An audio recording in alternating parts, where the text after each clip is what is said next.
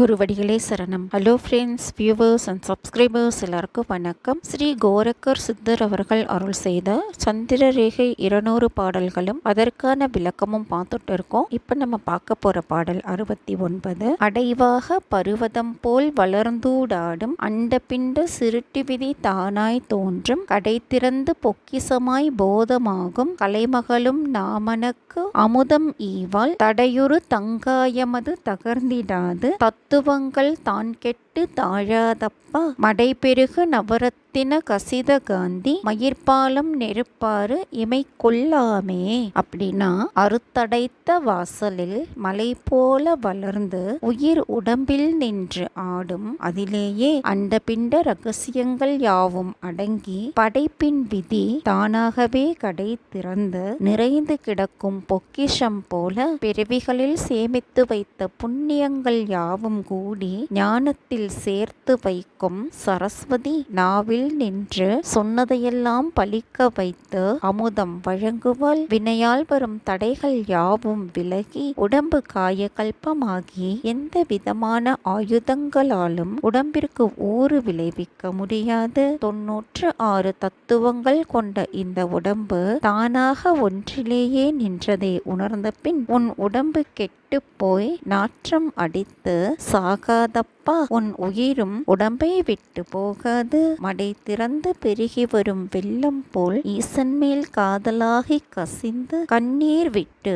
உள்ளம் நெகிழ்ந்து அழுதால் நவரத்தின ஒளி போல சுடர்விடும் சோதி அந்த 10ஆம் வாசலுக்குள் தான் மயிர் பாலம் நெருப்பு ஆறு போன்றவைகள் இமைக்குள் அமைந்திருக்கிறது. தவ சக்தியால் மயிர் பாலம் ஏறி நெருப்பாறு கடந்து இமை பொழுதில் இறைவனை அடையலாம். பாடல் 70.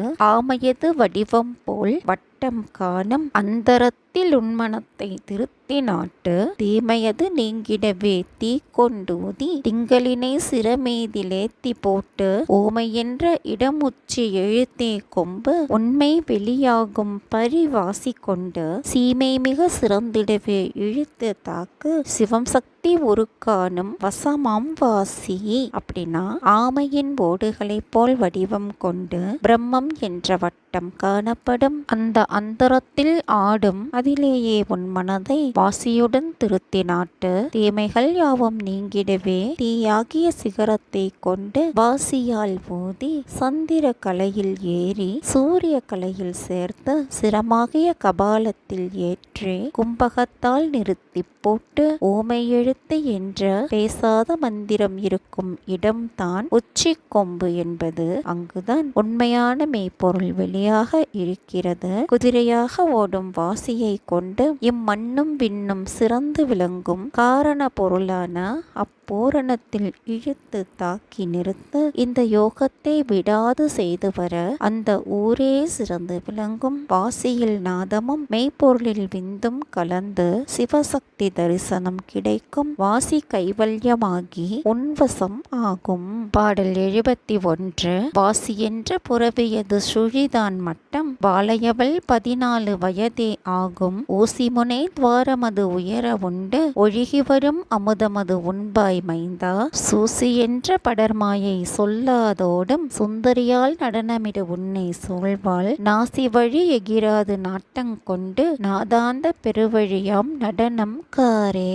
சூசி அப்படின்னா துளை. வாசி என்ற குதிரையை செலுத்தி சுழுமுனை சக்கரத்தின் அடிமட்டத்தில் நிறுத்த அங்கு வாழை அன்னை எந்நாளும் 10 வயது சிறு கன்னியாக வீற்றிருக்கின்றாள். அதன் உச்சியில் ஊசி முனை அளவே கொண்ட துவாரமாக 10ஆம் வாசல் வழி உள்ளது. அதன் வழியாக வரும் அமிர்த பாலை வாசியினால் கடைந்து இறக்கி உண்பாய் மகனே. சூசி என்ற அத்துளையை மறைத்து நின்ற மாயை சொல்லிக் கொள்ளாமல் ஓடிவிடும். அம்மாயையே அழகிய வடிவு கொண்டு தோன்றி உன்னை காம கோபத்தில் ஆட்படுத்தி ஆட்டம் போட்டு சூழ்ந்து வருவாள். மூக்கின் வழியாக மூச்சை நடத்தாது சுழு முனையிலேயே நாட்டங் கொண்டு நாத ஒளியால் அந்த ஞான பெருவழியில் வாசியை நடத்தி ஈசனை சேர்த்து அந்த நடராசன் நடனத்தையே பார்த்து தியானித்து இருப்பாயாக.